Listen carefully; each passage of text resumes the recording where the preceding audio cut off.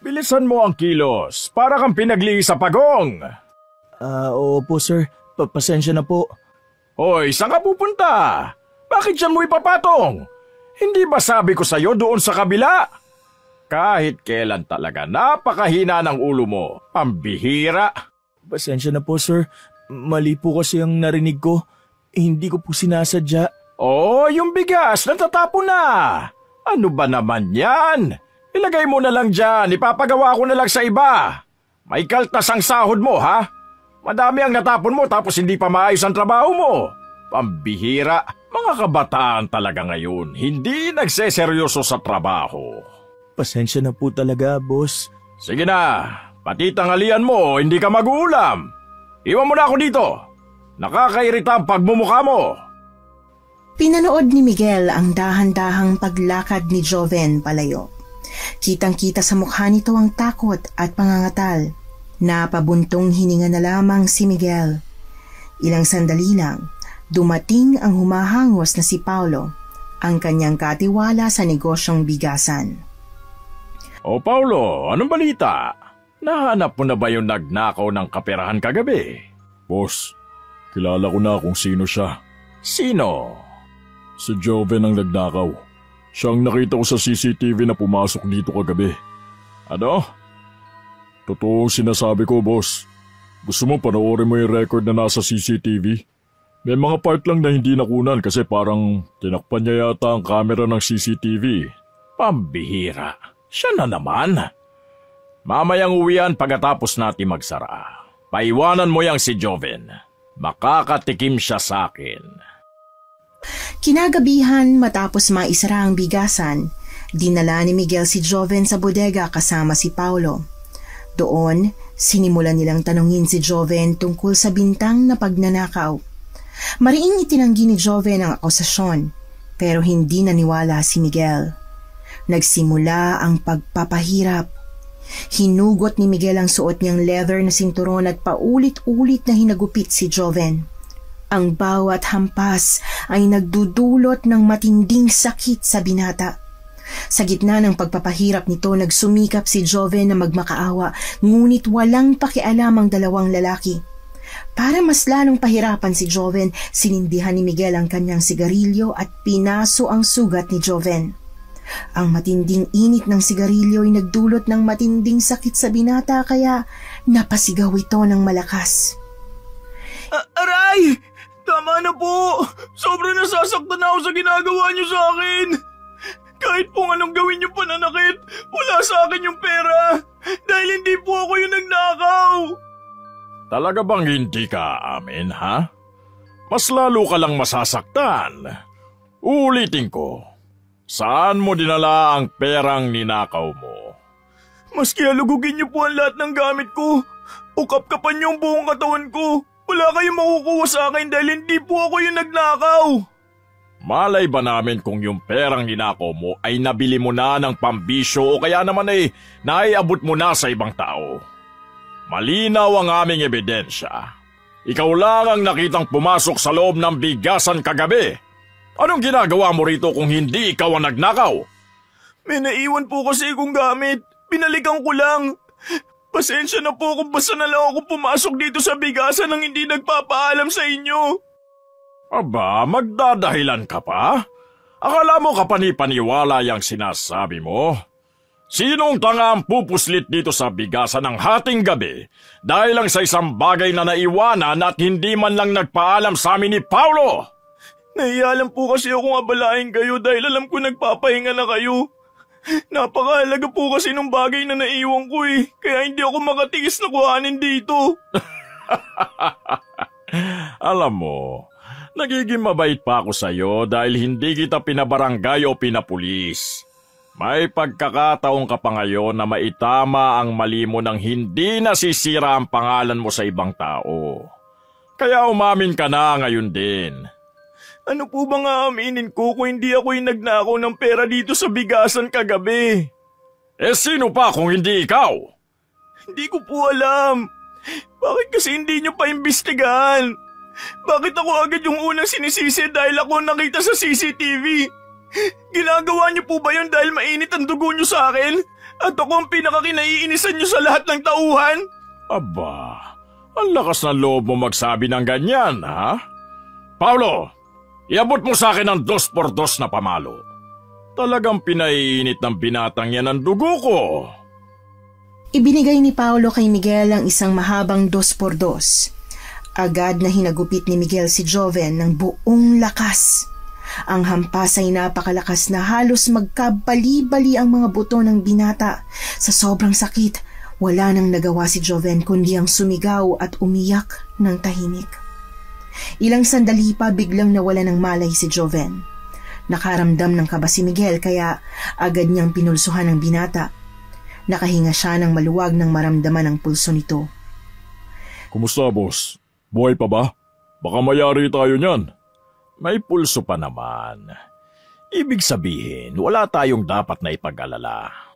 Dalin mo na sa ospital tapos sabihin mo sa pamilya na naaksidente sa daan habang pauwi galing sa trabaho. Teka, boss. Hindi ba natin sasagutin ang pampa-ospital niya? Bigyan mo ng 1K tapos bahala na ang pamilya niya sa ibang gastusin. Ang laki ng perang ninakaw ni Joven kaya hindi ko sasagutin ang buo ang pampa-ospital sa kanya. 10K ang ninakaw niya. Ang laking kawalan noon sa atin. Sige na, sundin mo na lang ang utos ko. Sige, boss. Sinunod ni Paulo ang utos ni Miguel at dinala si Joven sa ospital. Si Miguel naman ay dumiretso pa uwi sa kanilang bahay. Pagkarating niya, naligo siya at hinugasang mabuti ang kanyang mga kamay. Pagkatapos, dumiretso siya sa kusina para magluto ng hapunan para sa kanya at sa kanyang anak na si Aris. Matagal na kasing patay ang kanyang asawa kaya sila na lang ng anak niya ang magkasama. Napakasipag naman mag-aral ng kanyang anak at sa eskwelahan at bahay lang umiikot ang buhay nito. Kaya naman hindi ito sakit sa ulo para kay Miguel. Nang maihanda na niya ang hapunan, saktong dumating si Aris. Oh, buti naman at dumating ka na. Saktong kakaluto ko lang ng hapunan natin ngayon. Opo, sakto nga kasi gutom na ako ngayon eh. Tapos niluto mo pa yung paborito kong menudo. Sigurado makakarami ako ng kain ngayon. Siyempre naman anak. Dapat lang na ipagluto kita ng paborito mong ulam dahil alam kong napagod ka sa paggawa ng proyekto kagabi sa bahay ng kaklase mo. O kamusta nga pala? Natapos nyo ba? Opo, magdamag kasi namin ginawa eh. Anak, baka kalusugan mo naman ang mapabayaan yan, ha? Dahil sa sobrang pag-aaral mo, nagpapahinga ka pa ba ng maayos? Opo naman, tay. Nagpapahinga pa rin ako ng maayos. Gusto ko po kasing tuparin yung pangarap ni nanay na maging pulis ako balang araw. Siguro kung buhay pa ang nanay mo, proud na proud siya sa'yo. Pagpatuloy mo lang yan, anak. Sigurado kong malayo ang mararating mo. Napakaswerte ko sa'yo dahil napakatalino mong bata. Hindi kagaya ng iba dyan. Hindi na nga maayos na nagtatrabaho. Nagagawa pa magnakaw. Siyempre naman po, tay. Ayoko pong ma-disappoint kayo sa akin eh. Napangiti si Miguel sa sinabi ng kanyang anak at tinapik pa ito sa balikat. Ilang sandali lang, may kumatok sa kanilang pinto. Tumayo siya mula sa pagkakaupo at nagtungo sa pinto para pagbuksan ang kumakatok. Pagkabukas niya, bumungad ang isang ginang na nakasuot ng itim na bandana. Nanlilisik ang mga mata nito nang tumingin sa kanya. Noong una, hindi niya agad nakilala ang babae. Ngunit naalala niya na ito pala ang ina ni Joven, si Aling Matilda. Biglang lumakas ang tibok ng kanyang puso. Alam niyang may atraso siya sa mga ito. Sa kabila nito, pinilit pa rin niyang manatiling kalmado sa harap ni Aling Matilda. Magandang gabi po. Ano pong kailangan nila? Walang iya ka! Anong ginawa mo sa anak ko? Malala ang lagay niya ngayon. Hanggang ngayon hindi pa siya nagkakamalay at kailangan siyang operahan sa tadyang. Ano pong sinasabi ninyo? Pinagbibintangan niyo po ba ako? Naaksidente po siya sa daan habang pauwi siya galing sa trabaho at wala akong kinalaman dyan. Magmamaang-maangan ka pa ngayon at magkukunwaring walang alam sa nangyari? Totoo bang na-aksidente talaga siya sa daan? Ang mga pasa niya parang pinalo ng malakas at meron pa siyang paso ng sigarilyo sa kanyang braso. Sigurado kong sinaktan mo siya. Kayo lang naman ang alam kong gagawa ng hindi maganda sa anak ko. At paano nyo naman nasiguro?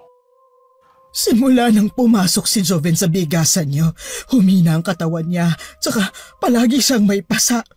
Minsan nagsumbong din siya sa akin na pinalo niyo siya ng sinturon dahil may nagawa siyang palpak sa trabaho. Sige, aminin ko na. Yung anak ho ninyo ay nagnakaw ng halagang 10,000 sa perahan ng bigasan. Sinubukan ho namin siyang paaminin pero ayaw po niyang umamin. Kaya nasaktan ko ho siya. Ano? Pinagbibintangan mo ang anak ko na nagnakaw? Hindi niya yun magagawa, baka nagkamali lang kayo. Hindi ho kami nagkakamali dahil nakita namin siya sa CCTV kagabi. Siya lang naman ang pumasok doon, kaya sino pa ba ang aming pagbibintangan? Hindi magnanakaw ang anak ko. Bumalik siya kagabi sa bigasan dahil naiwan niya yung bag niya na pinaglalagyan ng gamot na binili niya para sa lolo niya. Masamang lagay ng tatay ko dahil hindi siya nakainom ng gamot kaya nagmadali siyang pumunta sa bigasan para kunin yon. Kilala ko si Joven at hindi niya magagawang pagnakawan kayo. Kung hindi yun magagawa ng anak ninyo, bakit nawala yung 10,000 piso sa perahan ng bigasan? Abay, ewan ko sa inyo. Hindi naman dahil pumunta yung anak ko doon, siya na agad ang nagnakaw. Alam ko ang modus sa mga kagaya ninyo Magnanakaw kayo ng pera tapos gagawa kayo ng kung ano-anong dahilan para mapagtakpan ang kasalanan ninyo. Yan din ba ang tinuro mo sa anak mo kaya hindi namin siya mapaamin? Totoo nga talaga na kung sino ang puno ay siya rin ang bunga. May pinagmanahan naman pala Kasalanan nyo rin kasi kung bakit nangyayari yan sa inyo. Hindi kasi nagsikap sa buhay tapos pagtatrabahuhin nyo yung anak nyong palpak at magnanakaw. Aba, ang lakas naman ng loob mong sabihin yan. Dahil lang sa may kaya ka at may negosyo, napakalaki na ng ulo mo. Saka hindi ko pinagtrabaho ang anak ko. Siya ang kusang nagtrabaho dahil sa hirap ng buhay namin. Ayoko na nga siyang pagtrabahuhin dahil sa hirap ng buhay namin. Ayoko na nga siyang pagtrabahuhin dahil sa pananakit na nararanasan niya pero nagpupumilit siya dahil wala siyang ipangtutusto sa pag-aaral niya. Tapos ganun lang ang gagawin mo sa kanya? Alam mo dapat magpasalamat ka kasi binigyan ko ng trabaho ang anak mo kahit napakabagal kumilos at napakapalpak magtrabaho. Tapos ngayon pinagnakawan pa kami. Hindi niyo siya kailangang saktan. Halos ikamatay na niyang kondisyon niya ngayon. Hindi ka ba naaawa? Ano bang ipinunta mo rito? Pera? Ninakaw na nga ng anak ninyo yung pera namin tapos sa amin pa kayo manghihingi? Abay, bahala kayo dyan. Wala na akong maibibigay sa inyo. Wala ka talagang konsensya. Ikaw ang dahilan kung bakit nasa ospital ang anak ko ngayon. Kung hindi mo siya sinaktan, hindi sana ako lumalapit sa inyo ngayon. Nagnakaw nga kasi yung anak nyo. Kung hindi siya nagnakaw, hindi ko rin siya sasaktan. Tapos ang usapan. Hindi ka ba talaga marunong makaramdam? Ha? Napakatanda mo na. Alam mo nang tama at mali. Isa pa magulang ka na. Siguro naiintindihan mo na kung anong nararamdaman ko ngayon na may anak na nakaratay sa higaan. Para sabihin ko sa inyo, maganda ang pagpapalaki ko sa anak ko. Kaya hindi nagagalit sa kanya ang ibang tao. Walang mananakit sa kanya. Abay sa panahon ngayon, hindi na nadadaan sa maayos na pakiusap ang mga kabataan. Kaya kailangan ng gamitan ng pisikalan. Tama lang ang nangyari sa anak ninyo. Aba, pisikalan pala ang gusto mo, ha? Paano kaya kung sa anak mo yun nangyari? Ay, tama na nga itong sisihan. Umalis na ho kayo. Wala akong maibibigay sa inyo. Isinusumpa ko na balang araw, kakainin mo rin lahat ng sinabi mo ngayon. At mararanasan mo rin na manghingi ng tulong para sa anak mo. Hindi perang kailangan ko ngayon. Ang kailangan ko, konsensya mo dahil sa ginawa mo. Isa pa, uulitin ko, hindi magnanakaw ang anak ko. Pagkatapos sabihin yon, umalis na ang ginang.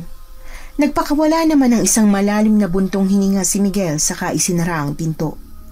Pagkatapos ay bumalik na siya sa hapagkainan kung saan naghihintay ang kanyang anak. Pa, sino po yung kausap ninyo? Wala, anak. Ano lang yun, customer. Nagagalit kasi hindi pinautang. Narinig ko po na pinagnakawan daw ang bigasan Nahuli na po ba yung nagnakaw? Oo, anak.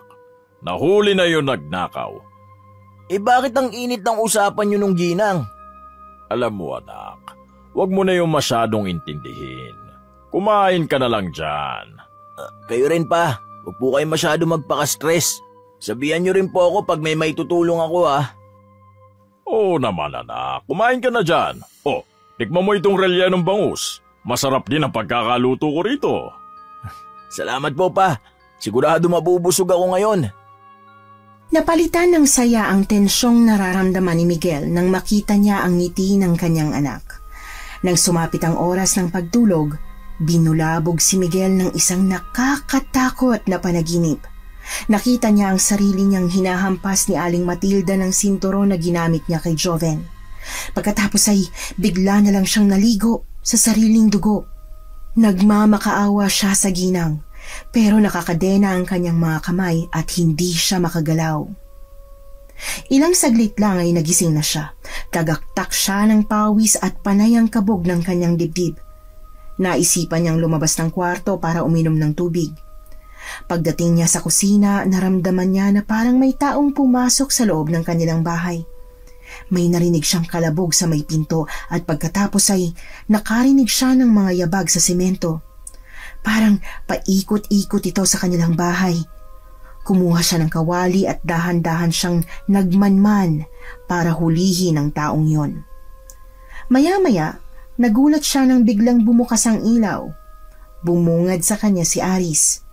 Napasigaw si Miguel dahil sa gulat. Pa, ako lang to. Bakit gulat na gulat kayo? Kanina ka pa ba gising? Kagigising ko lang. Nauuhaw ako kaya pumunta ako sa kusina.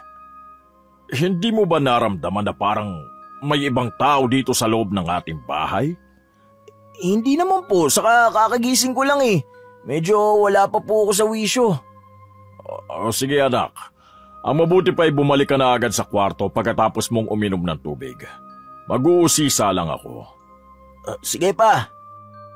Nagmamadali si Miguel patungo sa pinto ng kanilang bahay. Napatigil siya sa paglalakad nang makita niyang nakabukas ito. Nanlaki ang kanyang mga mata sa gulat. Agad siyang naalerto at dali-daling isinara ang pinto. Ibinalik niya ang kandado nito at pinatungan ng mabigat na upuan para masiguro ang kaligtasan ng kanilang bahay. Siniguro din niyang nakasara ang lahat ng bintana bago bumalik sa kanyang kwarto. Hindi na siya nakatulog ng gabing yon. Paulit-ulit na sumasagi sa kanyang isip ang nakakatakot na panaginip. Ang mukha ni Aling Matilda at ang kanyang mga nagngangalit na mata ay hindi mawala-wala sa kanyang isipan. Kinabukasan, pagdating niya sa bigasan, nanibago siya dahil wala si Joven. Madalas kasi na ito ang unang bumabati sa kanya sa umaga.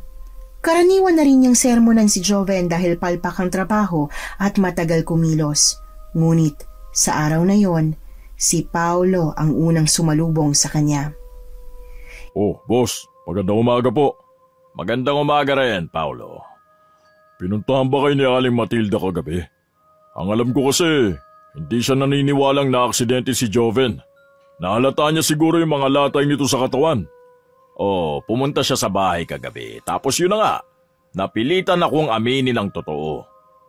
Boss, paano yan? Alam na pala niya ang totoo. Anong ginawa mo?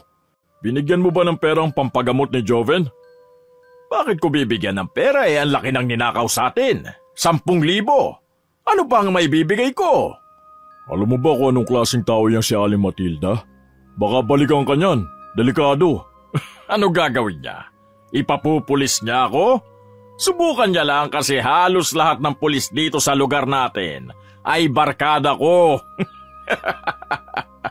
Hindi lang ba sa ganun ang gagawin niya? Mas malala. Ano sa tingin mo ang gagawin niya? Baka kulamin ka niya. May chismis kasi dati na si Aling Matilda ay marunong mangkulam. Tanda mo ba yung si Aling Susan na naging kaaway niya dahil siniraan siya? Namatay yun dahil sa kulam.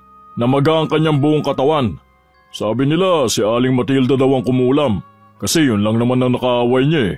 Chismis lang pala eh. Hindi naman sigurado. Alam mo naman ang mga tao, kapag wala silang magawa ay nag-iimbento sila ng mga bagay na hindi naman totoo. Sa kakalukuhan niyang kulam na yan, hindi totoo ang mga ganyan. Totoo ang kulam, boss. Marami na rin akong kilala na nabiktima ng ganyan. Ay, magtrabaho na tayo. Hayaan mo na yung mga ganyan. Ipinagkibit-balikat na lang ni Miguel ang sinabi ni Paulo. Ayaw niyang paniwalaan ang ganong bagay. Pilit niyang nilulunok ang konsensya at takot na unti-unting bumabalot sa kanyang pakiramdam. Kinagabihan, naisipan niyang ayain si Paulo na mag-inom kasama ang ilan pa nilang tauhan sa bigasan. Habang nagiinuman, nagkatuwaan pa sila at nagpayabangan. Tumawa sila ng malakas, nagkukwentuhan ng mga nakakatawang karanasan at nagtatawanan sa mga biro nila. Ano, boss? Pag nag-eleksyon ba, wala kayong balak na tumakbo sa pagkakonsehal? Marami nang nagtanong sa akin yan. Sabi ko naman, para saan pa? Dito nga sa lugar natin maraming ang takot sa akin kasi halos lahat ng mga matataas at may posisyon mga barkada ko. Kasi boss, dito sa lugar natin, sa lahat ng may kaya, ikaw ang may pinakamay kaya. Hindi naman, saka siguro, kung may aasahan ako sa ganyan, yung anak ko na lang. Alam niyo naman yon, napakatalino, napakabait, at napakasipag mag-aral. Dahil din sa galing mo magpalaki ng anak naging mabuting bata si Aris. Dapat yung anak ninyong pamarisan ng ibang kabataan sa lugar natin. Ayo naman, syempre. Hindi gaya nung anak ni Matilda. Yung naging tauhan natin sa bigasan, Paulo. Si Joven. Balita ko'y puro palakol ang grado noon sa school tapos pagdating sa trabaho, napakapalpak. Walang araw na hindi nagkakamali. Hindi na naituloy pa ni Miguel ang sasabihin. Bigla siyang natigilan nang makita niya si Aling Matilda na sumulpot sa kanyang harapan. Nanlilisik ang mga mata nito at halatang napakinggan ang huli niyang sinabi. Agad siyang napalunok. Pinilit niyang magkunwari na walang anumang nasabing masama. Oh, ano na namang ginagawa mo dito? Talagang hindi ka tinatamaan ng kahit kaunting konsensya, no? Malala pa rin ang lagay ng anak ko. Kapag hindi pa siya naoperahan, pwede siyang mamatay anumang oras dahil namumuo ang dugo sa loob ng katawan niya. Hindi ba sinabi ko na sa inyo kahapon, wala na akong maibibigay dahil ninakaw na ng anak ninyo. Hanapin ninyo kung saan niya dinala ang pera at yun ang gamitin niyong pampaopera.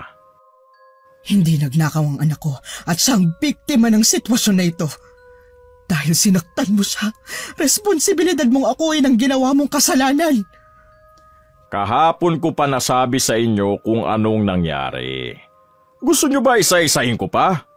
Matindi ang ebidensya na anak mo ang nagnakaw sa bigasan.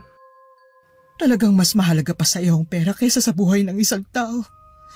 Talagang mananakit at papatay ka ng tao dahil lang sa konting pera na nawala sa iyo. Napakasama mo namang tao kung ganun. Talagang hindi ka titigil? O etong 5,000, idagdag mo sa pampaopera ni Joven. Masaya ka na ba? Wala ka talagang puso. Ito na ang huling pagkakataon na ibibigay ko sa iyo dahil isinusumpa ako na ibabalik sa iyo ng langit ang kasamaan mo. Pagkatapos sabihin yon, umalis na si Aling Matilda pero pinulot nito ang perang itinapon ni Miguel sa kalsada. Pinagtawanan lang ito ni Miguel at ng mga kasama niya. Hindi kasi maganda ang tingin ng mga tao kay Matilda. Tinatawag siyang baliw at may sayad ang isip. Sa kabila ng samut-saring pangaalipusta ni na Miguel sa ginang, Tanging si Paulo lang ang hindi nagsasalita ng masamang bagay laban dito. Mag-ingat kayo sa sinasabi ninyo. Walang sayad ang isip ni Aling Matilda. Napakadelikado niya. Baka mamaya, kulamin niya kayo, boss. Naniniwala ka talaga doon? Gawa-gawa lang yun ng mga tao. Pinapaalalahanan ko lang kayo. Kasi may mga tao na delikado at hindi natin alam ang tinatakbo ng isip. Si Aling Matilda, sa palagay ko, siya yung tipo ng tao na gumagante kapag ginawa ng masama ng iba. Ano ba, Paulo? May gusto ka ba kay Aling Matilda? Bakit parang ang defensive mo sa matandang yon? May asim pa ba yan? Pinapaalalahanan ko lang kayo. Kasi hindi na din magandang sinasabi niyo dun sa tao eh. Lalo ka na. Alam mo naman sa sarili mo kung anong ginawa mo. Ikaw din. Hindi yan. Walang mangyayaring masama. Huwag mo masyadong intindihin yung mga ganong bagay. Ang mabuti pa, tumagay ka na lang. Kaagad na kinuha ni Miguel ang shot glass. Sinalinan niya ito ng alak saka ibinigay kay Paulo. Ipinagkibit balikat lang niya ang mga sinasabi nito. Kahit sa loob-loob niya ay tumutusok yon sa kanyang dibdib. Pinilit niyang magpanggap na walang pakialam. Sa madaling salita, nagpapaalipin siya sa kanyang pagiging palalo. Kinagabihan, muli na naman siyang binulabog ng isang panaginip. Nakita niya si Joven na nakatayo sa kanyang harapan, duguan at humihingi ng tulong. Paulit-ulit din itong sinasabi na hindi siya ang nagnakaw ng pera. Maya-maya pa biglang dumating si Aling Matilda. Paulit-ulit din itong nagsalita at walang ibang lumabas sa bibig nito kundi ang pagsasabing isinusumpa siya. Kaagad na napabangon si Miguel mula sa panaginip na yon. Nahihirapan siyang huminga ng mga oras na yon kaya naman binuksan niya ang bintana. Pero sa halip na makalanghap siya ng sariwang hangin, bigla niyang nakita sa hindi kalayuan si Aling Matilda. Nakasuot ito ng itim na bandana at maraming nakasabit na medalyon sa leeg. Kitang-kita niya kung paano siya panlisikan ng mata nito dahil natatamaan ng ilaw ng poste ang mukha ng ginang. Agad siyang nahintakutan kaya naman sinara niya agad ang bintana. Pagkatapos ay bumalik na ulit siya sa pagkakahiga at nagtalukbong ng kumot. Kinabukasan nagpunta siya ng bigasan. Isang masamang balita ang bumungad sa kanya. Ano?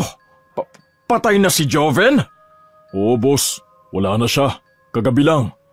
Namuuna raw kasi ang dugo sa loob ng kanyang mga organ. Napasama yata yung palo natin noong nakaraan. Kaya palang sama ng panaginip ko kagabi. Dahil mamamatay na pala siya. Boss, ano gagawin natin? Baka maikanta ni Aling Matilda sa mga pulis yung ginawa natin. Mayayari tayo.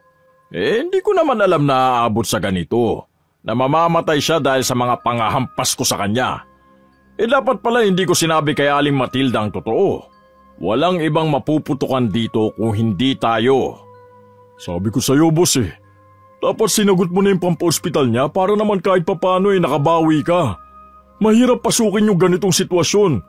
Pati si Aris baka mapahamak. Huwag mong sabihin yan. Hindi ko hahayaang madamay dito ang anak ko. Hindi mapapahamak si Aris. Boss, anong gagawin mo? Saka, dapat ka na magdoble ingat kay Aling Matilda. Ayan ka na naman. Paulit-ulit mo na lang sinasabi ang walang katotohanang bagay na yan. Ang mabuti pa, iwan mo na ako at bumalik ka na sa trabaho. Gusto ko munang mapag-isa. Sige, boss. Dahil sa nabalitaan yun ni Miguel tungkol kay Joven, maghapon siyang natuliro. Kung ano-anong bagay ang pumapasok sa kanyang isip. Hanggang sa pag-uwi niya sa bahay pagkatapos magsara ng bigasan, wala pa rin siya sa sarili. Habang kumakain sila ng kanyang anak ng hapunan, bigla na lang siyang nawala sa wisyo. Parang naririnig niya ang sinabi ni Joven sa kanyang panaginip. Paulit-ulit ang sinasabi nito sa kanyang isip dahil sa sobrang pagkatuliro niya, napasigaw siya ng malakas. Labis naman yung ikinagulat ni Aris na katabi pa niyang kumakain. Pa, bakit kayo sumisigaw? Ano nangyayari sa inyo? Wala anak. May insekto lang na dumapo sa balat ko kaya nagulat ako at napasigaw. Huwag mo na yung masyadong pagtuunan ng pansin. Kumain ka na lang dyan. Okay lang ba kayo, pa? Simula nang umuwi ka sa bahay, parang wala ka na sa sarili mo eh. May nangyari bang hindi maganda sa bigasan? O dahil sa pagkamatay ni Joven kaya ka nagkakaganyan? Alam mo na pala ang tungkol doon. Kanina kasi pinuntahan ako ni Aling Matilda at sinabi niya sa akin. At anong sinabi niya sa'yo? Kayo raw po ang pumatay kay Joven. Totoo po ba yun? Ano? Sinabi niya yun sa'yo? Ay, huwag kang maniwala doon, anak. Hindi yun totoo. Alam mo naman ang bali-balita ng mga tao tungkol sa ginang na yun. Hindi matino ang kanyang pag-iisip. Kaya kung ano-ano ang kanyang sinasabi. Hindi nga po ako naniniwala pero bakit kausap niyo po siya noong nakaraang araw? Hindi yun dahil doon, anak. Ang totoo kasi niyan, may utang. Umuutang sa akin si Aling Matilda at nagagalit siya dahil hindi ko siya pinautang. Yun ang pinag-usapan namin nung gabing yun, anak. Di ba sinabi ko naman sa'yo nung naghahapunan tayo? Ganun po ba? Huwag po kayo mag-alala pa. Hindi po ako naniniwala sa kanya. Salamat, anak. Mabuti at hindi ka naniwala sa kanya. O sige na, kumain ka na dyan. Ikaw din po, pa. Kumain ka na po at huwag ka na po mag-isip ng kung ano-ano. Tinugon ni Miguel ng ngiti ang sinabi ng kanyang anak. Sinubukan niyang mag-focus na lang sa pagkain pero parang ayaw itong tanggapin ng kanyang sikmura. Napakabigat kasi ng pakiramdam niya ng mga panahong yon. Pilit niya itong pinaglalabanan. Ayaw din niyang makaramdam ng awa at konsensya kay Joven. Para sa kanya, hindi tamang maramdaman niya ito dahil ninakawan siya ng binata. Kinagabihan, hindi siya makatulog. Paulit-ulit pa rin niyang naririnig ang boses ni Joven. Nagbabalik sa kanyang alaala ang pagmamakaawa nito habang hinahampas niya ng sinturon ang katawan nito. Ilang sandali pa, nakarinig siya ng mga pag-iyak ng isang babae sa may bintana. Ramdam niya ang pagdadalamhati sa tunog ng iyak. Habang tumatagal ito, palakas ito ng palakas. Naisipan niyang magtalokbong ng kumot at tinakpan pa niya ng una ng kanyang tainga para hindi yun marinig. Pero ang tunog ng iyak ay palakas ng palakas sa kanyang pandinig.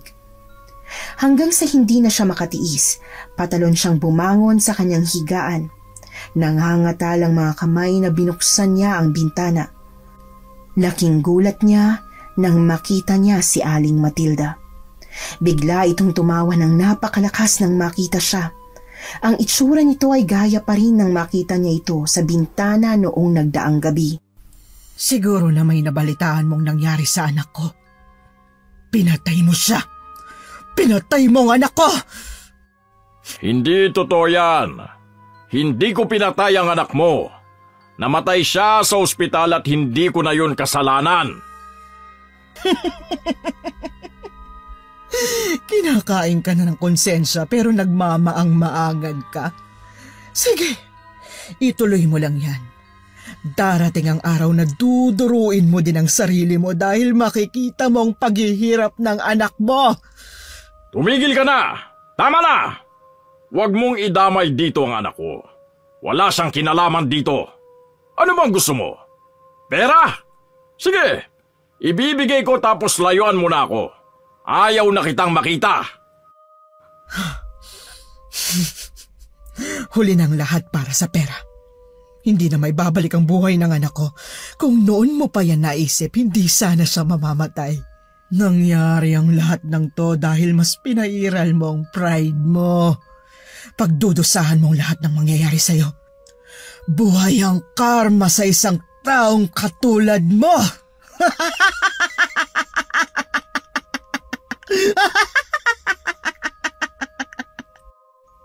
Tumigil ka na! Tumigil ka na! Tama na! Parang awa mo na! Parang awa mo na! Pa, ano nangyayari sa'yo? Bakit ka sumisigaw dyan sa may bintana? Napalingon si Miguel nang marinig niya ang boses ng kanyang anak. Nakita niya itong nakatayo sa may pinto ng kanyang kwarto. Nagtataka ang mukha nito. Ibinalik niya ang kanyang paningin sa may bintana kung saan nakatayo si Aling Matilda pero wala na doon ang ginang. Inilingan niya ang kanyang mga mata. Nagbabakasakaling nandun pa ito pero hindi na niya ito makita pa. Pa, sagutin mo yung tanong ko. Nag-aalala ako sa iyo dahil bigla ka nalang sumisigaw. Anak, mag-impake ka na ng gamit. Alis na tayo dito. Pupunta tayo sa Maynila. Doon sa bahay ng tiya Ines mo. Doon muna tayo. Po, bakit naman po biglaan? Teka, ano ba nangyayari? Sumunod ka na lang. Para ito sa kaligtasan mo, anak. Pa, bakit ba praning na praning ka? Huwag mo sabihin na totoong ikaw ang pumatay kay Joven. Kaya ka nagkakaganyan. Siyempre hindi yun totoo. Ganito kasi, may parating na bagyo. May parating na bagyo. Kailangan na nating umalis hanggat maaga pa para hindi tayo maapektuhan. Ano? Ilang bagyo na ang dumaan dito sa lugar natin Pero hindi naman tayo pumunta sa Maynila. Sobrang lakas kasi nung bagyong tatama sa lugar natin, anak. Kailangan nating lumikas hanggat maaga. Si Papa talaga pambira. Ang weird na mga kinikilos mo ngayon. Sumunod ka na lang, anak. Huwag nang maraming tanong, pakiusap. Paano po ang pagpasok ko bukas? May recitation po kami. Baka bumaba po ang grades ko. Huwag mo na yung intindihin. Ako na ang bahala doon. Sige na nga. Nakita ni Miguel na pailing-iling na lang ang kanyang anak habang palabas ito sa kanyang kwarto. Napapikit naman siya ng mariin. Naisip niya ang pagsisinungaling niya. Naisipan naman niyang tawagan si Paulo para magpaalam dito. Mabuti na lang at agad nitong sinagot ang kanyang tawag. Boss, napatawag ka. May problema ba? Ikaw na muna ang bahala sa bigasan. Alis muna kami ni Aris. Alis kayo ni Aris? Bakit bigla naman yata? Basta, pakiramdam ko hindi na kami safe sa lugar na ito at baka gantihan kami ni Matilda anumang oras. Yan kasi sinasabi ko sa'yo, boss kung humingi ka na lang kaya ng tawad at magmakaawa ka na wag gumawa ng masama sa inyo ng anak mo. Hindi ko yan gagawin. Hindi ako luluhod sa Matilda na yon. Boss naman para din yun sa inyo. Saka baka madamay si Aris dyan. Mahirap na. Hindi ko yun nahayaang mangyari. Hindi rin pwedeng malaman ni Aris ang ginawa ko kay Joven. Gagawa ko ng paraan para makatakas sa kung ano man ang masamang gagawin sa amin ni Aling Matilda. Sige boss, ikaw ang bahala. Mag-iingat kayo Ikaw din. Bantayan mo ng mabuti ang bigasan. Opo boss, maasahan niyo po yun. Pagkatapos magsalita ni Paulo, pinatay na ni Miguel ang tawag. Pagkatapos ay tumungo na siya sa kanyang kabinet. Kinuha niya ang malaking maleta at nag-impake ng gamit. Pagkatapos nilang makapag-impake ni Aris, agad silang pumunta sa terminal ng bus. Determinado si Miguel na kapag pumunta sila ng Maynila, hindi siya magagantihan ni Aling Matilda. Mailalayo niya rin si Aris sa kapahamakan na posible nitong sapitin. Papa, nag-search ako sa internet. Wala namang parating na bagyo ngayon Niloloko niyo ba ako? Basta, kailangan nating umalis, anak. Gawin mo na lang ito para sa ikabubuti mo. Sige pa, wala ka namang ginawa na ikasasama ko Kaya ano pa ba magagawa ko kundi sumunod? Mabuti naman at naisip mo yan, anak.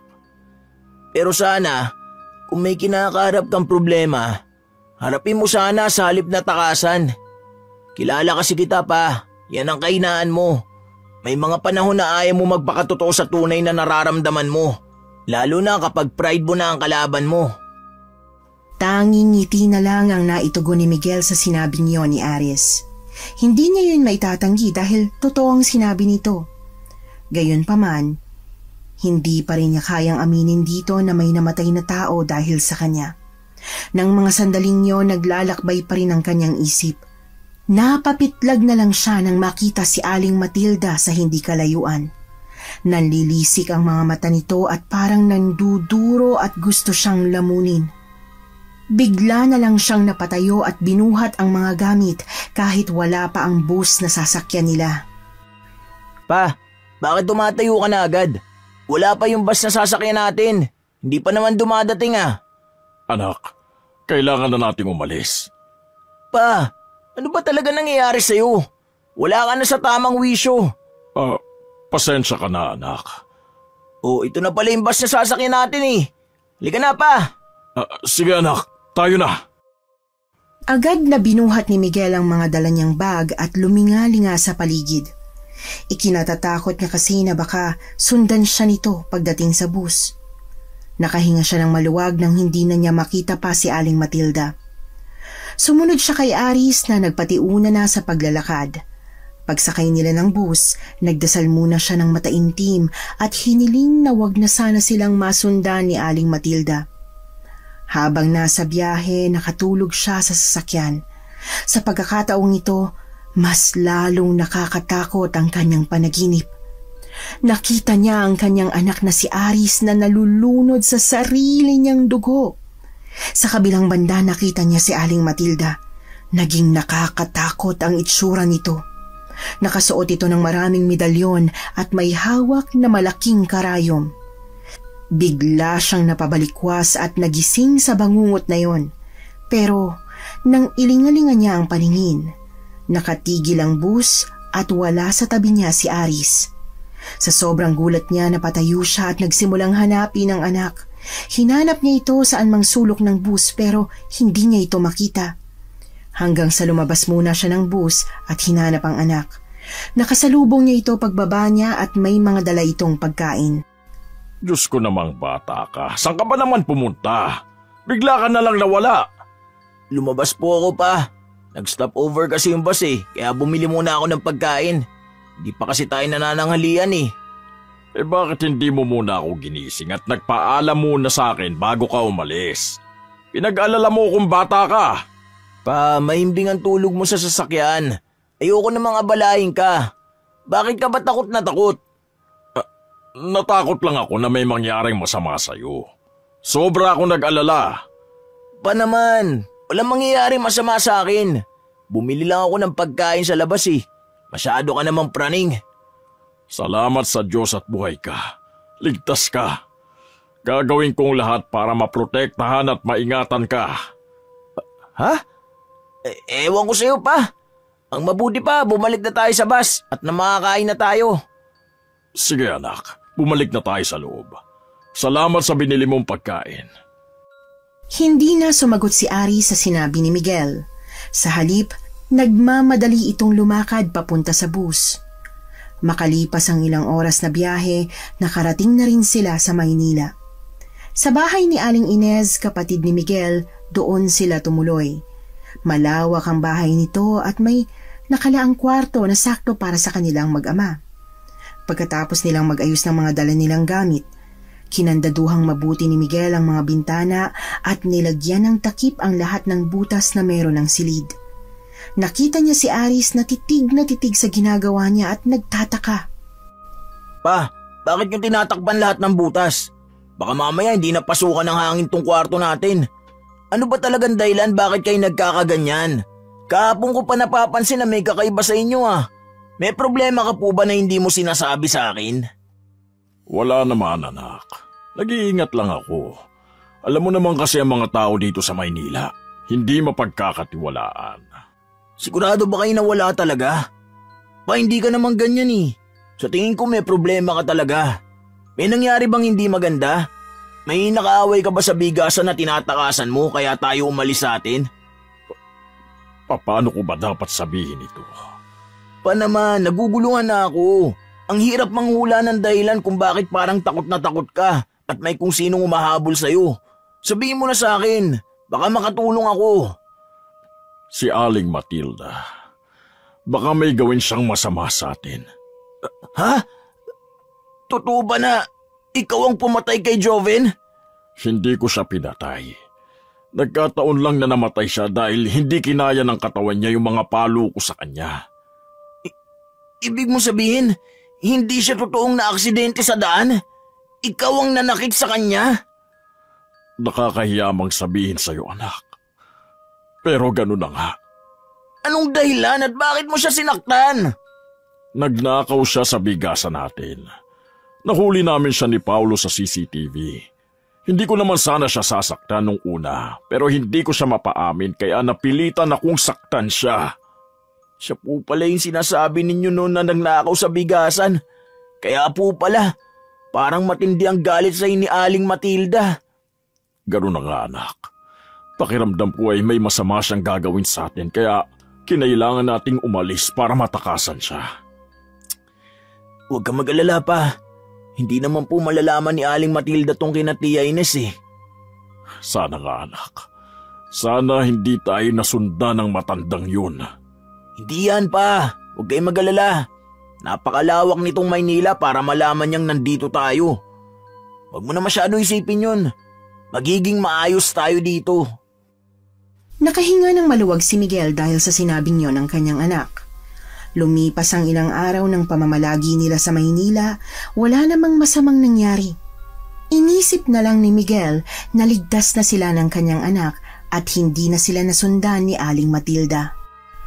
Inasikaso na rin nila ang pag-transfer ni Ari sa Maynila dahil balak niyang manatili sila doon ng matagal na panahon. Napanatag ang loob ni Miguel dahil nakaiwas sila sa paghihiganti ni Aling Matilda.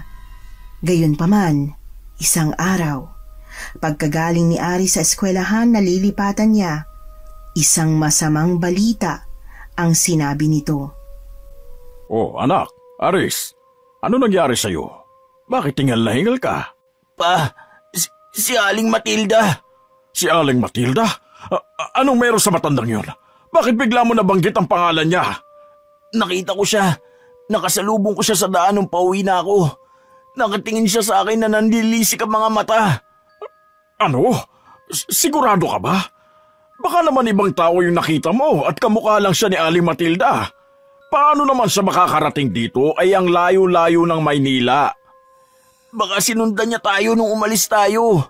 Ay, paano ba to? Hindi pa rin pala tayo tinitigilan ng ginang na yun. Mukhang sobrang tindi ng galit ng matandang yun sa atin. Baka nga gantihan niya tayo. Alam ko na. Sumama ka sa akin, anak. Saan naman po? Sa simbahan. Pupunta tayo sa simbahan. Bagamat naguguluhan si Aris ay wala na itong magawa kundi ang sumunod na lamang kay Miguel. Agad silang pumunta sa simbahan, nagdasal doon at nakinig ng misa sa pari. Wow, parang naghimala yata ngayon ah. Dahil kay Aling Matilda, pumasok ka sa loob ng simbahan at nagdasal. Parang ngayon mo lang ulit ginawa to pa. Kailangan nating humingi ng gabay sa Panginoon, anak. Tanging siya lang ang makakatulong sa atin ngayon. Hindi natin alam kung anong pwedeng mangyari sa atin. Natatakot po ba kayo kay Aling Matilda? Siyempre hindi ako natatakot sa kanya. Pero kailangan pa rin natin maganda at masiguro na ligtas tayo. Sa bagay, tama ka naman dyan. Tignan mo, anak. Mga anting-anting at saka rosaryo. Bumili tayo ng ilan tapos ibigay natin ng iba kay Tia Ines mo. Mahilig yun sa mga ganito. O lalo na itong Lucky Charm, pampaswerte. Magugustuhan ito ng tiyahin mo. Si Papa talaga pambira oh. Kailan ka pa nahilig sa mga ganyan? Hindi ka naman naniniwala sa mga anting-anting, hindi ba? Mas mabuti nang manigurado, anak. Hindi nga ako naniniwala sa ganito pero madalas akong isama ng lolo mo sa mga bilihan ng mga anting-anting kapag namimili siya. At alam ko kung ano ang kadalasang pinipili niya. Hindi naman siguro masama kung susubukan, di ba? Sa bagay. O ito, anak. Ito ang anting-anting na nababagay sa'yo. Dalin mo yan kahit saan ka man pumunta o kaya naman ay ilagay mo sa ilalim ng unan kapag natutulog ka. Iingatan ka niyan sa masamang elemento. Ano? Pati ako dinadamay nyo? Ang weirdo mo talaga pa. Kunin mo na, Aris. Huwag ka nang matigas ang ulo. Kinuha naman ni Aris ang iniaabot ni Miguel kahit napipilitan lamang ito. Alam niyang hindi siya naniniwala sa mga ganito, pero ng mga panahong yun ay iba ang kanyang nararamdaman. Kaya naman, kahit na hindi ka panipaniwala sa kanyang mga bagay na yun, susubukan pa rin niya. Kinagabihan, hindi siya nakatulog ng magdamag para bantayan ang kanyang anak. Kinabukasan, kinamusta niya ito kung anong nararamdaman. Ha? Ayos lang naman ako. Wala naman ako masamang nararamdaman. Sigurado ka ba? Oo naman pa, ayos lang ako. Masarap nga ng tulog ko kagabi. Teka, huwag mo sabihin na magdamag mo akong binantayan. Hindi naman, anak. Bawasan mo na ang pag-aalala mo ha. Baka mamaya ang kalusugan mo naman na maapektuhan. Huwag ka mag-alala, anak. Hindi yun mangyayari. Sige po pa, alis na po ako. Mag-iingat ka, anak. Dapat ay dala mo yung anting-anting na binili ko sa'yo, ha? Ito po pa, dinala ko po. Nakalagay na sa bag ko. Mabuti naman, anak, at dinala mo yan. O siya, sige na, alis na. At mahuhuli ka na sa eskwelahan. Sige po pa. Pagkatapos magpaalam, humakbang na si Aris palabas ng bahay. Hinabol naman ito ng tingin ni Miguel habang papalayo. Napanatag siya dahil sa tingin niya ay gumana ang kanilang pagdarasal at pagbili ng mga anting-anting. Nakahinga siya ng maluwag ng mga oras na yon. Gayunpaman, isang gabi habang silang mag-amay natutulog, bigla na lang siyang nagising sa malakas na hiyaw ni Aris. Aris, ano nangyayari sa'yo, anak? Bakit ka sumisigaw? Si Aling Matilda. Nakita ko siya. Nakatayo siya sa harapan ko tapos nakakatakot ang itsura niya. Para siyang isang demonyo. Ano? Nakita mo siya? Sigurado ka ba? Baka namamalikmata ka lang. Hindi tayo magugulo ni Matilda dahil may mga anting-anting tayo na pamproteksyon. Pero nakita ko siya. Nakakatakot ang itsura niya. Hindi ako pwede magkamali. Siya talaga yung nakita ko. Hindi totoo yan. Hindi mo siya nakita. Namamalikmata ka lang. Hindi magpapakita sa'yo si Matilda dahil wala siya dito. Iniisip mo lang ang lahat ng yun. Hindi, nandito lang siya. Simula nang makita ko siya kahapon, palagi ko nang nararamdaman ang presensya niya pa. Sigurado ako dun. Gumagawa pa rin ng paraan si Aling Matilda para magantihan tayo. Labis ang panlulumo ni Miguel ng mga oras na yon. Pakiramdam niya kahit ilang dasal ang kanyang gawin at kahit anong klaseng anting-anting ang kanyang bilhin, hindi niya matatakasan si Aling Matilda. Simula ng gabing yon, hindi na naging maganda ang pakiramdam ni Aris. Nagkaroon ito ng napakataas na lagnat at madalas na nagsusuka. Tinubuan na rin ito ng ilang bukol sa katawan. Noong una, ayaw niyang isipin ang posibilidad na kinulam ito. Pero nang dalhin niya ito sa ospital, hindi rin maipaliwanag ng mga doktor ang sakit nito. Tumawag siya kay Paulo para humingi ng tulong dahil alam niya na may alam ito sa kulam. Oh, boss, napatawag ka. Kumusta po kayo dyan? Paulo, si Aris masama ang lagay niya. Ang taas ng lagnat tapos panay ang pagsusuka pero nung dinala ko sa ospital, hindi makita ng mga doktor kung anong sakit niya. Iniisip mo rin ba na posibleng kinulam siya? Ganun na nga, kasi kung hindi malaman ng mga doktor ang kanyang sakit, posibleng kinulam siya. Bukod sa sakit niya, may naramdaman ba siyang kakaiba o nakitang hindi maganda? Ilang beses niyang nakita si Matilda.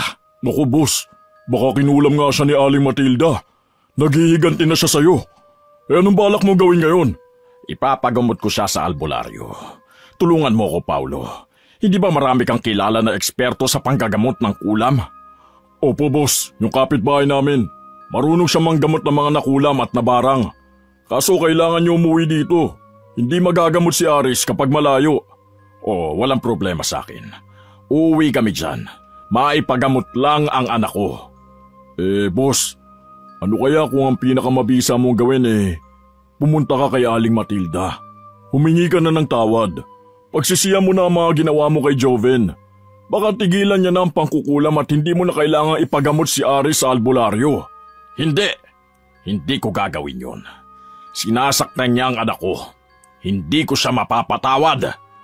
Hindi ba ganyan din ang naramdaman ni Aling Matilda nung sinaktan mo ang anak niya? Baka gusto niya lang maintindihan mo siya kaya niya ginagawa yun kay Aris. Subukan niyo po makipagayos at ipakita mo sa kanya na alam mo ang mga pagkakamali mo. Miguel, ako ang nanakit kay Joven at hindi si Aris. Hindi niya kailanman dapat dinadamay dito ang anak ko. Ang anak kong inosente at walang kamalay-malay sa nangyari. Ipagagamot ko na lang si Aris. Kapag gumaling na siya at nawala ng sumpa, magpapakalayo-layo na kami ng anak ko. Sisiguraduhin kong hindi na kami mahahanapan ni Matilda. Hindi na nakasagot si Paulo sa sinabi ni Miguel. Pumayag naman ito na samahan sila sa kapitbahay nitong albularyo. Pagbalik ni Miguel sa silid ng anak, nakita niya ito na sumusuka ng itim na likido. Doon niya nakumpirma na ginagamitan nga ng itim na mahika ang anak. Naawa siya kay Aris dahil halos mamatay na ito sa sobrang sakit ng tiyan. Lumalaki rin ang mga bukol sa katawan nito. Kinabukasan, napagpasyahan niyang bumalik na sa probinsya. Hiniram niya ang van ng kanyang bayaw dahil hindi na makakapag-commute ang kanyang anak para na itong lantang gulay. Habang nasa biyahe, bigla na lang sumigaw ng malakas si Aris. Tigilan niyo na ako! Tama na! Nasasaktan na ako! Aris anak, ano nangyayari sa'yo? Bakit ka sumisigaw? Si Aling Matilda! Sinasakal niya ako! Sinasaktan niya ako! Papatayin niya ako! Anak, hindi totoo yan. Wala si Matilda dito. Tayong dalawa lang ang magkasama dito sa sasakyan mo. Nag-halucinate ka lang kasi sobrang taas ng lagnat mo. Totoo po ang sinasabi ko. Sinasaktan ako ni Aling Matilda. Papatayin niya ako. Baka patayin ka din niya. Pa! Tulungan mo ako. Nahihirapan na ako huminga. Mamamatay na ako. Agad na huminto si Miguel sa pagmamaneho at pinuntahan ang kanyang anak. Mabilis niyang hinawakan ang kamay ni Aris na nakasakal sa sarili nito at maingat na inalis mula sa leeg. Hingal na umupo si Aris habang tagaktak ang pawis at putlang-putla. Anak, ano nangyayari sa'yo? Bakit mo sinakal ang sarili mo? Sinasakal ako ni Aling Matilda. Nakita ko siya. Nandito lang siya pa. Kasama natin siya. Gusto niya akong mamatay. Papatayin niya ako. Anak, wala dito si Matilda. Parte lang yan ang ginagawa niya sa'yo. Ginagawa niya sa akin? Kinukulam ka niya, anak. Bakit niya gagawin sa akin yun? Wala akong masamang ginawa sa kanya. Dahil ba yun sa nangyari kay Joven pa? Kumaganti siya sa atin. Ako ginagamit niya para makaganti sa'yo. Hindi ko rin alam. Hindi ko rin alam kung bakit kailangan kanyang idamay sa lahat ng ito. Bakit ako? Bakit kailangan ako magdusa sa lahat ng ito? Anak, ikalma mo lang ang sarili mo. Magpakatatag ka lang at malalampasan mo rin ang lahat ng ito. Hindi kita pababayaan. Pero pa, nandito pa lang tayo sa biyahe, parang mamamatay na ako. Baka hindi na ako umabot ng buhay sa pupuntahan natin. Anak, kaunting oras na lang at makakarating na tayo doon. Kumapit ka lang, anak. Gagaling ka at maaalis din sa katawan mong itim na mahika ni Matilda. Nandito lang ako sa tabi mo, anak. Niyakap ni Miguel ang nanghihinang si Aris. Napakalala na ng kondisyon nito. Sobrang payat na ang katawan at nagnanana na ang mga sugat sa katawan na tumutubo sa mga bukol nito.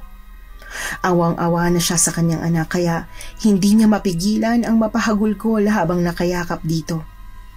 Samantala, matapos ang ilang oras na biyahe, nakarating na rin sila sa probinsya. Sinalubong sila ni Paulo at agad silang dumiretso sa kapitbahay nitong albularyo.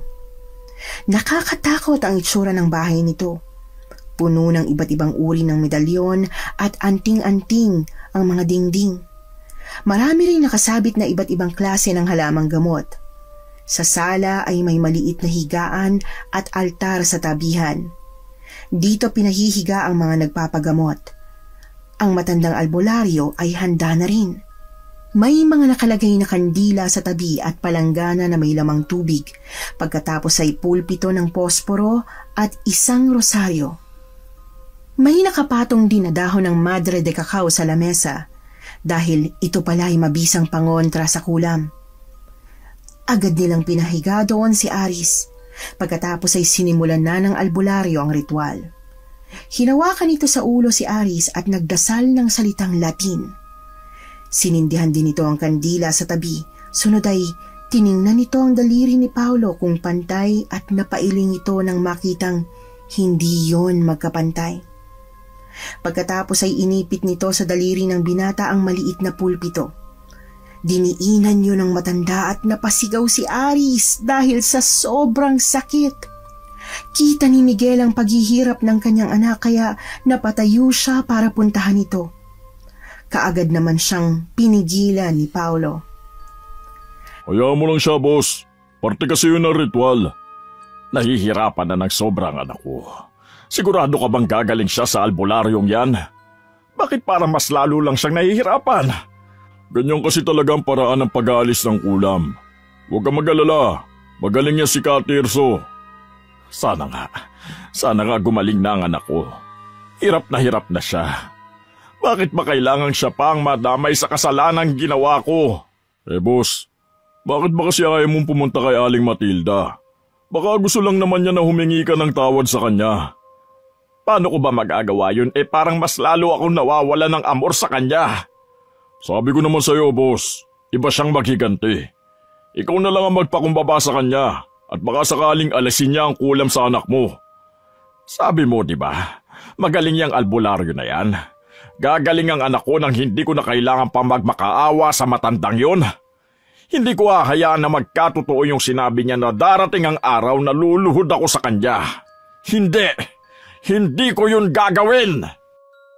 Nakita ni Miguel na napailing na lang si Paulo sa sinabi niyang yon pero bumuntong hininga na lang siya at pinatatag ang sarili. Matapos ang ritual, umuwi na rin sila sa bahay. Wala man lang nagbago kay Aris. Lumabas naman si Miguel para bumili ng pagkain at habang nasa karinderya siya, nakita niya si Aling Matilda. Ikaw na matanda ka, nagkita rin tayo ngayon. Alam kong kinukula mo ang anak ko. Bakit mo ginawa sa kanya yun? Wala siyang ginawang masama kay Joven. Bakit mo siya kailangang idamay? Talagang hindi ka pa nagsisisi sa mga pinaggagawa mo? Ang tigas talaga ng mukha mo. Inaamin mo na ikaw ang kumulam sa anak ko? Ikaw ang matigas ang mukha. Napagbayaran ko na ang kasalanan ko sa anak mo. Binigyan ko na kayo ng perang pampaopera. Hindi ko na kasalanan yun kung namatay siya. Ang sisihin mo ay yung ospital dahil hindi nila nagawa ng maayos ang trabaho nila. Ganyan ang mga katulad mo. Hindi marunong tumanggap ng pagkakamali. Sa halip na pagsisihan ng kasalanan, naghahanap ng ibang sisisihin. Kung hindi ka talaga matututo at bato na ang iyong puso, bahala ka. Habang buhay kang hahabulin ng karma. Ano bang gusto mo? Kulang pa ba yung perang ibinigay ko noon? Sige, babayaran ko. Magkano ba ang kailangan? Pakiusap, tanggalin mo na ang sumpa sa anak ko. Tigilan mo na ang kahibangan mo. Ako pa ngayon ang nahihibang? Sinasabi ko sa'yo, lahat ng sinasabi mo ngayon isusuka mo rin balang araw kapag hindi ka pa nagising sa katotohanan ngayon. Duduruin mo ang sarili mo dahil sa kawalang hiyaan mo. Sa pagkakataong yon, nagmatigas pa rin si Miguel. Para sa kanya kasi, hinding-hindi siya luluhod sa matandang ito. Samantala, nang akmang lalakad na siya, ay may nakasalubong siyang isang dalagita at nabangga niya ito. Pasensya na, Ineng. Ayos ka lang ba? Opo. Kayo po yung tatay ni Aris? Ako nga. Bakit? Kaklase mo ba siya? Opo, kaklase ko po siya. Kumusta na po si Aris? Malala ang lagay niya. Hindi pa rin siya gumagaling sa sakit niya. Ganun ba? Sige, Ineng. Mauna na ako, ha? Sige po. Napansin ni Miguel na sumilay ang ngiti sa labi ng dalagita nang sabihin niya ang kondisyon ni Aris. May kakaiba siyang naramdaman ng mga sandaling yon dahil ito lang ang taong may ganoong reaksyon sa masamang kondisyon ng anak niya. Gayunpaman, ipinagkibit balikat na lamang niya ito. Samantala, wala man lang nagbago sa kondisyon ni Aris. Sa halip ay mas lalo pa itong lumala. Scammer naman pala yung pinagdalan sa kanya. Bakit siya pa ang inirekomenda mo sa akin, Paolo?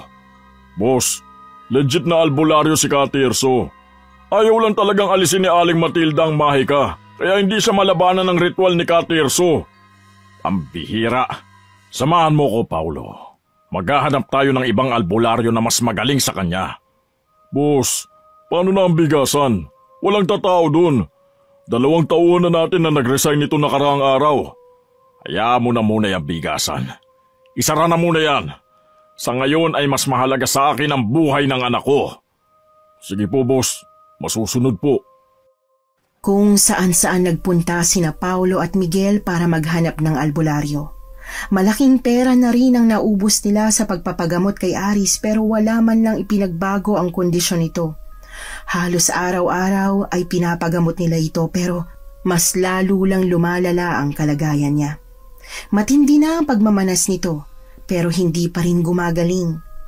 Ang sabi ng mga albularyong gumagamot kay Aris, hindi raw sumusuko ang mangkukulam at patuloy pa rin ang paglalagay ng itim na mahika sa binata. Sobrang delikado raw nito dahil pwedeng buhay nila ang maging kapalit. Ilang beses din silang naloko ng ibang albularyo hanggang sa naapektuhan na ang kanilang kabuhayan dahil sa dami ng nailabas na pera. Napakarami na talagang manloloko sa panahon ngayon. Ang laki na ng naubos na pera tapos hindi naman mabawi sa kanila yung binayad ko kasi pinaghirapan na raw. Ay, pambihira. Ang dami na tuloy ng perang nakuha sa bigasan. Boss, may malaking problema tayo. Ano yun? Ang dami nagrereklamo sa bigas natin ngayon kasi ang pangit daw ng quality. Madaming bato tapos matigas yung kanin. Yung mga may tindahan na regular na kumukuha ng sako-sakong bigas sa atin, hindi na nagpapadeliver. Tapos mula kanina umaga, 2 customer pa lang ang bumibili sa atin. Binaba naman natin ang presyo, hindi ba? Binabaan na natin ang sobrang presyo para naman maging mabilis sa mga tao. Oo nga, boss. Pero hinahanap pa rin nila yung dating quality ng mga bigas natin. Pambihira. Ang laki na kasi ng nakukuha natin pera sa bigasan kaya hindi tayo makakuha ng magagandang quality ng bigas. Wala tayong choice kundi ibenta na lang yung mga nakaimbak. May mas malala pa tayong problema dyan, boss. Ano yun? Yung 2 nating tauhan na sina Empoy saka Jeko, magre-resign na rin sila. Ano? Sino pang makakatulong natin sa bigasan? Pambihira talaga. Tanging malalim na buntong hininga lang ang nagawa ni Miguel ng mga oras na yon dahil sa mga nangyayari. Pakiramdam niya ay nanghihina na siya ng sobra. Sa labas ng bintana, nakita niya si Aling Matilda na tumatawa habang nakatingin sa kanya. Nanlilisik ang mga mata nito. Napaatras siya at napasigaw ng malakas, parang halos mababaliw na. Boss, ano nangyayari sa'yo? Bakit ka sumisigaw? Si Matilda. Si Aling Matilda? Anong ibig niyo sabihin na si Aling Matilda? Siya ba ang iniisip niyong dahilan kung bakit minamalas ang bigasan? Si Aris.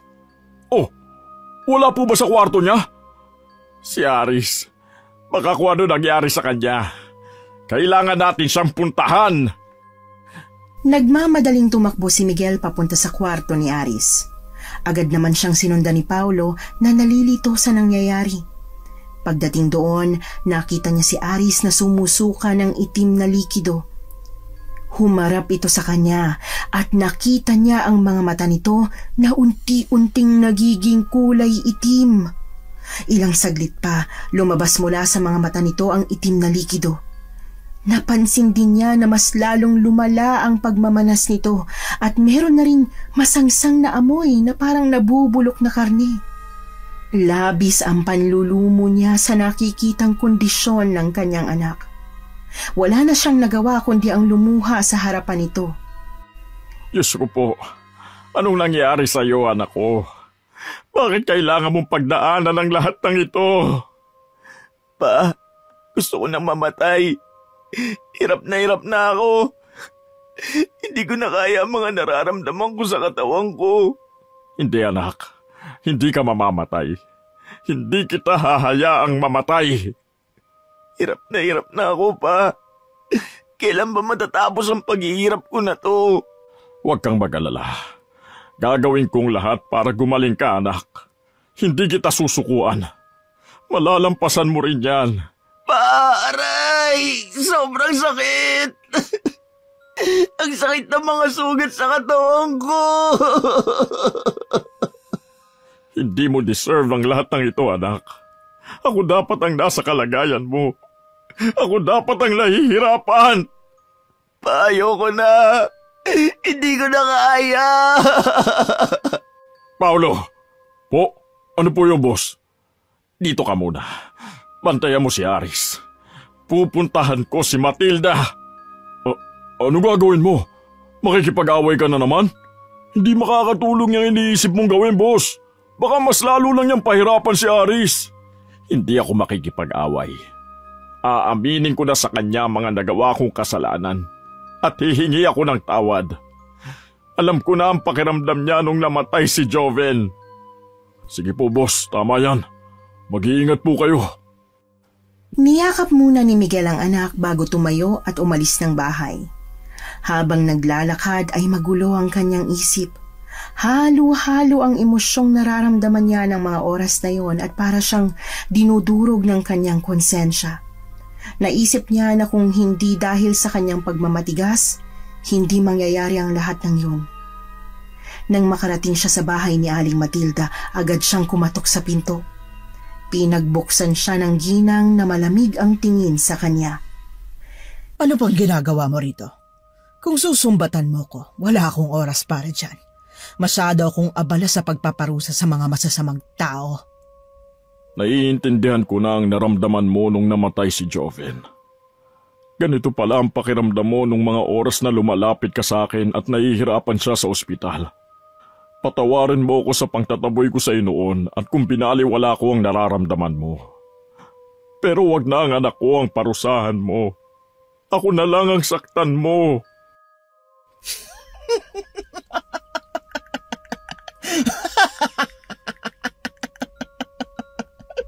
Baliwala ang parusa kung ikaw lang ang masasaktan.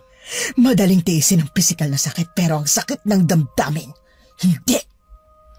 Pero walang kinalaman dito si Aris. Huwag mo na siyang idamay dito.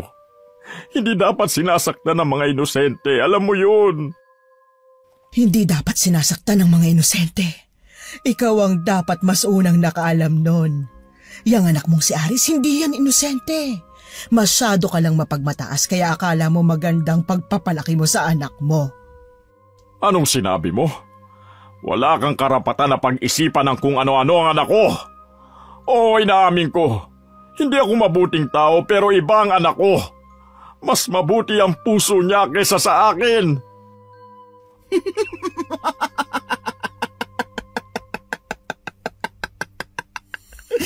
Masyado kang bulag sa mga nangyayari. Alam mo ba kung bakit hindi ko kinulam kaagad ang anak mo pagkatapos na mamatay si Joven? Kung tutuusin, pwede kong gawin yun pero hindi ko ginawa dahil may nalaman ako tungkol sa anak mo. Ha? Anong nalaman mo tungkol sa anak ko? Ang anak mo, isa siyang bully. Siya'y nagpakalat ng isang skandal sa eskwelahan nila at galit na galit sa kanyang biktima. Pagkatapos kong malaman yan, hindi ko agad siya kinulam. Dahil kapag ginawa ko yon, hindi niya mararanasan ang pagdurusa dahil sa kasalanang ginawa niya. At parang umaayon ang langit dahil may isang dalagitang lumapit sa akin at humiling na kulamin siya. Malala ang binigay ko sa kanyang sakit para siyang magpasan ng kasalanan mo at ng kasalanang ginawa niya sa iba. Biglang sumagi sa isip ni Miguel ang dalagitang nakita niya sa daan na kinumusta ang anak niya noong isang araw. Naisip niya na baka ito ang sinasabi ni Aling Matilda na nabiktima ni Aris. Hindi siya makapaniwala ng mga oras na yon. Hindi totoo yan. Huwag kang mag-imbento ng kwento tungkol sa anak ko. Hindi niya magagawa yan.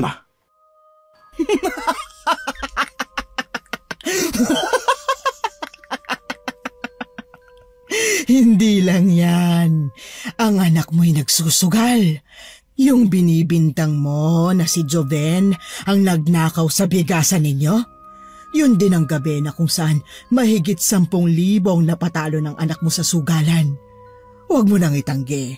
Hindi umuwi sa bahay niyo ang anak mo ng gabing yon, hindi ba? Oh, natatandaan ko pa na nagpaalam siya sa akin na gumawa siya ng proyekto kaya hindi siya umuwi ng bahay. Pero teka, paano mo nalaman ang lahat ng yan? Wala akong tiwala sa mga pulis pero mas magaling pa ako sa kanilang mag-imbestiga. Pabalik-balik ako sa sugalan at sa eskwelahan para mangalap ng impormasyon tungkol sa anak mo na magagamit ko laban sa'yo. Ha? Bakit ngayon ko lang nalaman ang lahat ng ito? Sabi sa Biblia, ang nagpapakataas ay ibinababa at ang nagpapakababa ay itinataas. Kaya magsisi ka na sa mga kasalanan mo kung gusto mong mabuhay pa ang anak mo at tulungan mo rin siyang maayos ang buhay niya. Wala na si Joven at wala ka nang magagawa sa kanya. Pero habang buhay mong babaunin ang konsensya ng mga kasalanang ginawa mo, yan ang pinakamatindi mong parusa.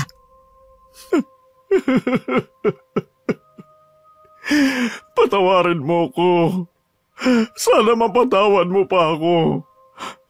Masyado akong naging mapagmataas.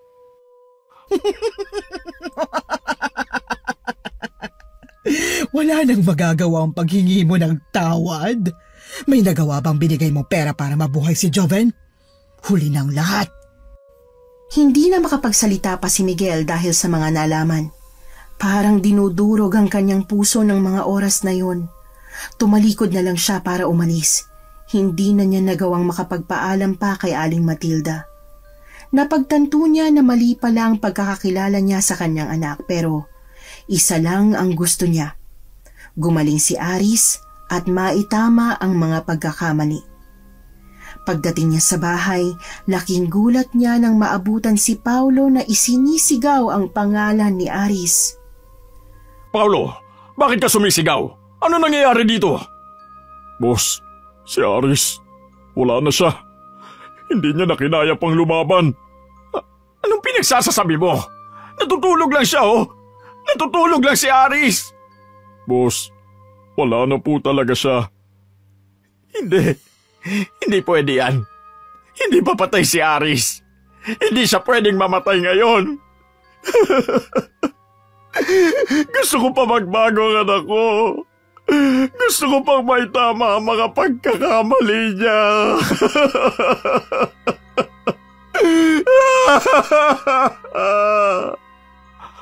Wala nang magawa si Miguel kundi ang patuloy na humagulgol at yakapin ang malamig na bangkay ng kanyang anak.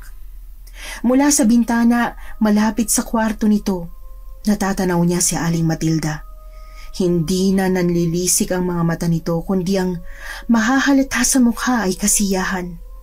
Sa tabi nito ay isang dalagita. Ito yung dalagitang nakasalubong niya noon. Naisip niya na posibleng ito yung tinutukoy ni Aling Matilda. Dahil sa mga pangyayaring yon, nagkaroon ng matinding depresyon si Miguel, kaya dinala siya sa isang mental hospital dahil hindi na kinaya ng kanyang isipan ang mga nangyayari. Isang araw, habang namamasyal siya sa hardin ng ospital, nakasalubong niya si Aling Matilda. Agad na kumabog ng malakas ang kanyang dibdib nang makita itong papalapit sa kanya. Napaatras siya, saka natumba. Para kang nakakita ng multo. Huwag niyo po ako sasaktan. Hindi na po yun mauulit. Hindi ako naparito para isumpa at kulaming ka. Patawarin niyo po ako. Nang mamatay si Aris, alam ko na ang pakiramdam niyo. Kasalanan ko ang lahat ng ito. Kasalanan ko ang nangyari sa anak ko. Pag nakalabas ka dyan, maging mabuti ka na sa ibang tao at itrato mo ng tama ang mga empleyado mo sa bigasan. Gusto kong mabuhay ka sa konsensya mo at maging daan ito para magbago ang puso mo. Sa ganoong paraan lang tuluyang makakamit ng anak ko ang hustisya. Pagkasabi nun, umalis na si Aling Matilda at naiwan si Miguel na nakatulala. Pagkatapos, Umiyak ito ng malakas at napaluhod. Makalipas ang 1 taon at 6 na buwan, nakalabas na rin siya sa mental hospital at nakapagsimula ng bagong buhay. Nagtrabaho siya bilang tindero sa isang bigasan at nang makaipon ng puhunan, muling binuksan ang kanilang bigasan. Hindi man ito kasing laki ng dati, pero nakakapagtinda na siya. Naging mabuti na rin si Miguel sa kanyang mga tauhan at sinikap niyang gumawa ng kabutihan sa kapwa araw-araw. Naging aral sa kanya na ang pagmamataas ay nauuwi sa karma at matinding pagdurusa. Natuto din siyang ilagay ang sarili sa kalagayan ng iba para maunawaan ang nararamdaman nila bago pa mahuli ang lahat.